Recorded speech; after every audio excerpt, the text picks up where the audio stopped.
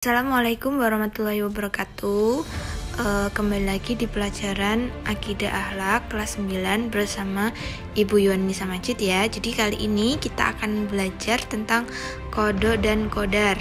Seperti yang telah Ibu berikan rangkuman kemarin kepada siswa kelas 9, sekarang Ibu akan sedikit menjelaskan mengenai kodok dan kodar itu apa. Nah, yang pertama adalah pengertian kodok. Pengertian kodok itu adalah ketetapan, ketentuan, dan mencakup keputusan Allah sejak zaman azali. Jadi zaman azali itu adalah zaman di mana sebelum kita diciptakan, ruh kita dimasukkan ke dalam rahim ibu, takdir kita selama di dunia itu sudah dituliskan. Nah, contoh kodok itu apa? Yaitu kematian, kehidupan, kelahiran. Maksudnya kelahiran ini adalah kita lahir dari keluarga apa, bapak ibu kita siapa, itu kita tidak bisa memilih ya. Jadi kelahiran itu masuk dengan kodok. Kemudian kekayaan dan juga kesehatan. Nah, sekarang yang kedua tadi udah ada kodok, sekarang kodar. Apa sih kodar? Kodar itu adalah ukuran atau aturan yang diciptakan oleh Allah sebagai perwujudan dari kodok terhadap semua makhluknya. Nah, kalau tadi kodok itu adalah ketetapan Allah sejak zaman azali, kodar itu ukurannya atau aturannya yang mencakup atau perwujudan dari kodok. Contohnya apa? Kayak gini mudahnya. Misalkan kodok tadi itu kan ada kematian, ada kesehatan, ada kekayaan. Nah, sekarang contoh kodoknya itu adalah kekayaan. Kodarnya itu adalah jumlah kekayaan atau hartanya. Misalkan kayak gini, Allah telah menuliskan bahwasannya kita itu akan menjadi orang miskin. Kemudian kita berusaha, oh aku bisa jadi orang kaya, akhirnya kita menjadi orang kaya. Tetapi ketika kita menjadi orang kaya itu adalah kodok, dan kodarnya itu adalah jumlah yang kekayaan yang kita miliki. Nah, kemudian gabungan dari kodok, kodar itu adalah takdir. Jadi kodok dan kodar itu gabungannya akan menjadi takdir. Kita sering dengar istilah takdir ya. Nah, takdir itu apa? Takdir itu adalah ketetapan dan keputusan Allah terhadap makhluknya. Nah, sekarang di sini ada dua gambar. Yang di atas itu adalah gambar tsunami atau bencana alam, yang di bawah itu adalah gambar seorang nenek yang sedang memeriksakan kesehatannya. Takdir itu golongkan menjadi dua. Yang pertama adalah takdir mubram. Jadi takdir mubram itu adalah takdir yang tidak dapat dirubah oleh makhluk. Artinya seberapapun makhluk berusaha itu tidak akan pernah dapat dirubah karena sudah ditetapkan oleh Allah sejak zaman azali.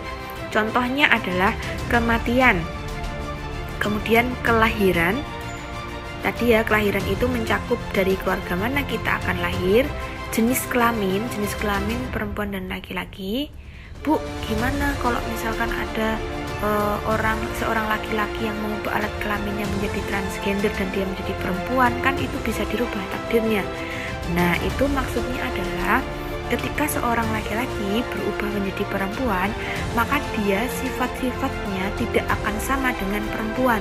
Dia tidak akan bisa menyusui ataupun melahirkan kayak gitu. Jadi seberapapun seseorang itu mencoba merubah kelaminnya, sifat-sifat yang ada di dalam jenis kelamin itu tidak akan sama dengan yang dia ubah. Kemudian bencana alam. Nah, bencana alam itu juga menjadi takdir mubram, tapi yang menjadi takdir mubram itu adalah bencana alam seperti tsunami, gempa bumi, dan gunung meletus. Artinya bencana alam ini tidak berada atau tidak ada campur tangan dengan manusia. Kalau misalkan banjir itu bukan bencana alam, nah itu bukan merupakan takdir mubram karena itu juga bagian dari campur tangan manusia. Kenapa ya? Kalau misalkan kita suka kalau pohon-pohon itu pada gundul, kemudian tidak ada penyerapan, banyak sampah di mana-mana, nah itu menyebabkan banjir, dan itu merupakan bagian dari campur tangan manusia. Seperti pula dengan kebakaran kayak gitu ya, kecelakaan kayak gitu. Nah, kemudian yang kedua itu adalah takdir mu'allaq. Takdir mu'allaq itu adalah takdir yang masih dapat diusahakan oleh manusia. Nah, contohnya apa? Kekayaan, kemiskinan, kesehatan, kebahagiaan, kecerdasan, dan juga pekerjaan yang kita miliki. Jadi bukan berarti kalau misalkan aku terakhir bodoh, aku pasti takdirnya aku bakalan jadi bodoh. Nah, kayak gitu. Kalau kita berpikir kayak gitu, kita tidak akan pernah berusaha. Padahal di balik itu Allah telah menjanjikan barang siapa yang berusaha, dia akan bisa merubah takdirnya gitu loh. Nah, kalau misalkan kita dari keluarga yang biasa aja, kemudian kita pasrah nggak mau berusaha, ya kita akan seperti itu terus. Makanya kita perlu berusaha untuk meningkatkan diri kita dan menggapai cita-cita yang baik, seperti itu ya. Nah, kemudian perhatikan gambar di bawah ini. Nah, gambar di bawah ini yang atas itu adalah kecerdasan, yang kedua itu adalah bencana alam gunung meletus, yang ketiga itu ada jodoh atau pernikahan, dan yang terakhir itu gambar hitam 2 itu adalah jenis kelamin. Coba tugas kalian sekarang adalah berikan contoh dari 2 takdir mubram dan mu'allaq. Jadi berikan masing-masing 3 contoh yang belum ibu sebutkan tadi. Ya, silakan dibuat tugas kemudian nanti dikumpulkan. Itu ya, bila ada yang kurang paham silahkan nanti disampaikan kepada ibu. Ibu akhiri, wassalamualaikum warahmatullahi wabarakatuh.